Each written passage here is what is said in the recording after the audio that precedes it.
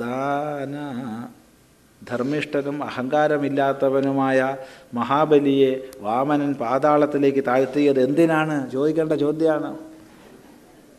അതിന് പുതിയ വ്യാഖ്യാനങ്ങളുണ്ട്, കേട്ടിട്ടില്ലേ? പറഞ്ഞുതരാം. ഈ മഹാബലി എന്ന് പറഞ്ഞാൽ ധർമ്മിഷ്ഠനായൊരു രാജാവായിരുന്നു. മാവേലി നാട് വാണിടും കാലം മാനുഷരെല്ലാവരും ഒന്നുപോലെ.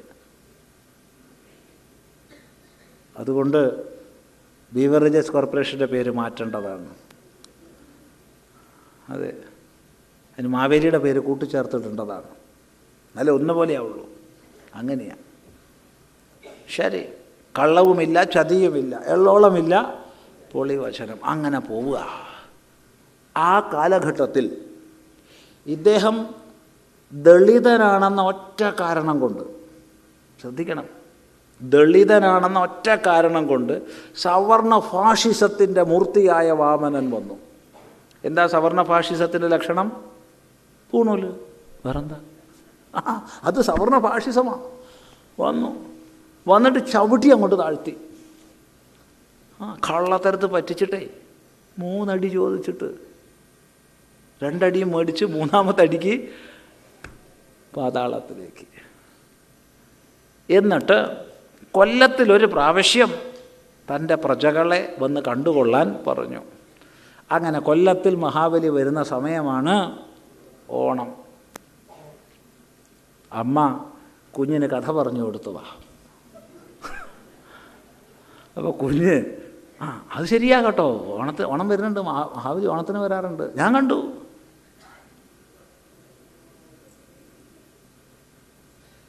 കണ്ടു കോഴിക്കോട് റെയിൽവേ സ്റ്റേഷനിൽ ലിങ്ക് റോഡിൽ നമ്മളങ്ങനെ നിൽക്കുക, ഒരാവശ്യത്തിന് പോയതാണ് അവിടെ. അപ്പോൾ ഉണ്ടൊരു മാവേലി ഇങ്ങനെ വരും. മാവേലി വന്നു. അപ്പോൾ എതിരൊരു സ്കൂട്ടർ വരുന്നുണ്ട്, പതുക്കെയാണ്. പണ്ട് മാവേലി കൈ കാണിച്ചു, സ്കൂട്ടർ നിന്നു. ചോദ്യമില്ല, ഉത്തരവില്ല, എല്ലാവരും ഒരുപോലെയാണല്ലോ. സ്കൂട്ടറുകാരൻ്റെ പോക്കറ്റ് കൈയിട്ട് പൊന്തിയപ്പോൾ 2 നോട്ട്, 20 രൂപയുടെ 2 നോട്ട്, അതിലൊന്ന് താഴ്ത്തി, ഒന്ന് തൻ്റെ പോക്കറ്റിൽ വെച്ചു. 2 എടുത്തില്ലല്ലോ. സത്യമണി പറഞ്ഞ കഥയല്ല, അസത്യമല്ല, ന്യൂനോക്തിയില്ല, അതിശയോക്തിയില്ല. ഈ സ്കൂട്ടറുകാരൻ പോയി, ചിരിച്ചുകൊണ്ട് പോയി, അത് കുഴപ്പമില്ല. അപ്പോൾ എതിരെ വേറൊരു മഹാബലി വരുന്നു. ഒന്നേ ഉള്ളൂ, നീ 2 രണ്ടാളും കണ്ടുമുട്ടി, ചിരിച്ചു, കൈ കാണിച്ചു. എങ്ങനെയുണ്ട്? നല്ല കോള. മറ്റേയാൾ പറഞ്ഞു എനിക്കും തിരക്കേടില്ല, എന്നാൽ വൈകുന്നേരം കാണാം. എന്നാൽ വൈകുന്നേരം കാണാം. എവിടെയാണ് കാണാമെന്ന് മനസ്സിലായല്ലോ. ഇതാ മാവേലി. അങ്ങനെയൊക്കെ മാവേലി കൊല്ലത്തിൽ വരിക മോനെ പറഞ്ഞപ്പോൾ കുട്ടി ചോദിച്ചു, അമ്മ എനിക്കൊരു സംശയം ചോദിക്കാനുണ്ട്. അതെന്താ? അമ്മയല്ലേ കഴിഞ്ഞ ആഴ്ച എനിക്ക് കഥ പറഞ്ഞു തന്നത് പരശുരാമനാ കേരളം ഉണ്ടാക്കിയതെന്ന്? അതെടാ, അതിനെന്താ കുഴപ്പം? അമ്മയ്ക്ക് പിടി കിട്ടിയിട്ടില്ല സംഭവം. അമ്മയല്ലേ പരശുരാമനാ കേരളം ഉണ്ടാക്കിയെന്ന് പറഞ്ഞു. അതെ, അതിനെന്താ കുഴപ്പം? അമ്മ, പരശുരാമന് മുമ്പ് മഹാബലി എങ്ങനെ കേരളം ഭരിക്കും? പരശുരാമൻ്റെ എത്ര കാലം മുമ്പാണ് മഹാബലി? അപ്പോൾ മഹാബലി എങ്ങനെ കേരളം ഭരിക്കും?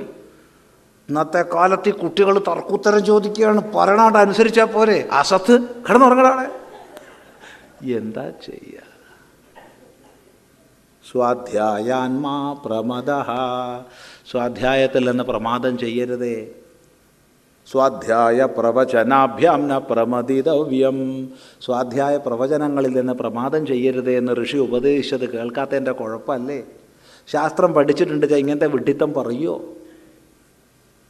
മഹാബലിയുടെ കാലത്ത് കേരളം ഇല്ല, ഉറപ്പിച്ച് പറയാൻ കഴിയണം. പശ്ചിമഘട്ടം കഴിഞ്ഞാൽ പിന്നെ സമുദ്രമാണ്, പിന്നെ ഭൂപ്രദേശം ഇല്ല, കേരളം ഇല്ല. കേരളം പിന്നീടുണ്ടായതാണ്.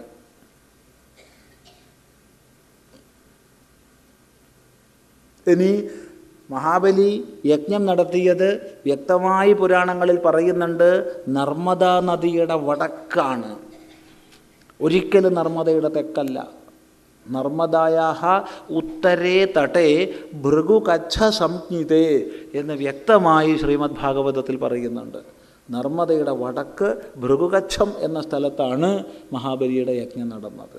ഭൃഗുകച്ഛം എന്നുള്ളത് റാൻ ഓഫ് കച്ച് ആണെന്നാണ് ഭൂരിഭാഗം പേരുടെയും അഭിപ്രായം. ചിലർ അഭിപ്രായപ്പെടുന്നത് ഭറൂച്ച് ആണെന്നാണ്. അതിൽ രണ്ടായാലും ഗുജറാത്തിലാണ്, രണ്ടായാലും.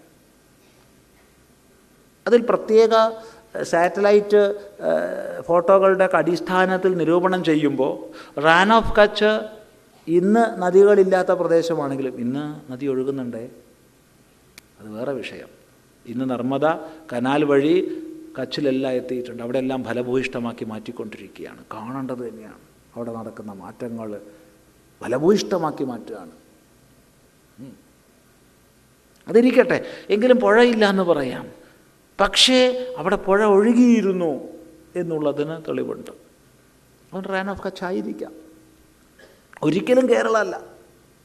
മാത്രവുമല്ല, വാമനൻ മഹാബലിയെ ചവിട്ടി താഴ്ത്തിയിട്ടില്ല പാതാളത്തിലേക്ക്.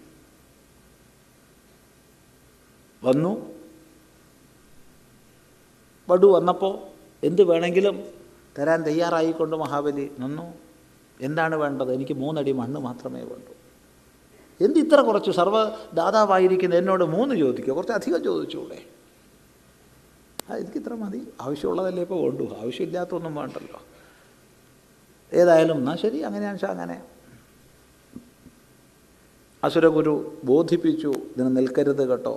എന്നിട്ടും പറഞ്ഞ വാക്കിൽ നിന്ന് പിന്തിരിയാതെ മഹാബലി നിലകൊണ്ടു.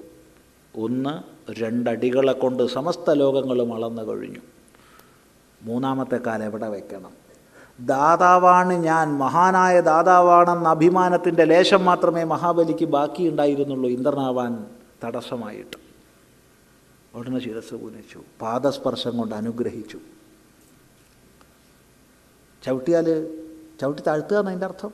നമ്മൾ മഹാത്മാക്കളെ നമസ്കരിക്കാറുണ്ട്. മഹാത്മാക്കളെ നമസ്കരിക്കുമ്പോൾ, മഹാത്മാവേ നിങ്ങളൊന്ന് അവിടെ കിടക്കൂ, നിങ്ങളുടെ തലയുടെ അടുത്ത് ഞാൻ നമസ്കരിക്കട്ടെ എന്നാണോ പറയാറ്? അല്ല, മഹാത്മാവിൻ്റെ കാൽക്കലാണ് നമ്മൾ നമസ്കരിക്കുക. ആ പാദസ്പർശം നമുക്ക് ഏറ്റവും വലിയ അനുഗ്രഹമായിട്ടാണ് നമ്മൾ മാനിക്കുന്നത്.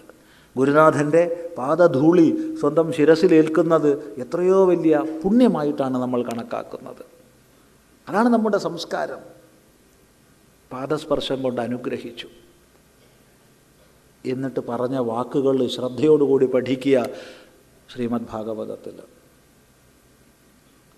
നീ ദേവേന്ദ്രനായി ഭവിക്കൂ,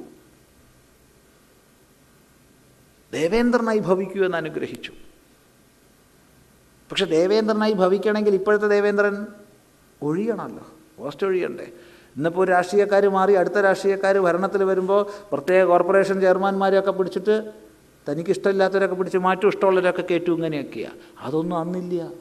ദേവേന്ദ്രൻ്റെ പദവി ഒഴിഞ്ഞാൽ തന്നെ പുതിയ ദേവേന്ദ്രനെ കയറ്റു. അപ്പം അതുവരെ എന്തു ചെയ്യും? ദേവന്മാർക്ക് പോലും സുദുർലഭമായ സുതലത്തിൽ പോയി താമസിക്കൂ. ഒരനുഗ്രഹം കൂടി കൊടുത്തു, നിനക്ക് ഞാൻ എന്നും പ്രത്യക്ഷനായിരിക്കും. ഇതിൽ പരം എന്താ വേണ്ടത്? എന്നും ഭഗവാൻ പ്രത്യക്ഷനായിരിക്കും എന്നുള്ളതിൽ കവിഞ്ഞൊരു ഭക്തൻ എന്ത് അനുഗ്രഹമാണ് വേണ്ടത്?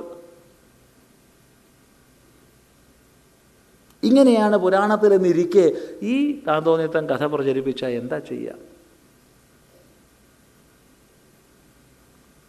ശ്രദ്ധിക്കുക.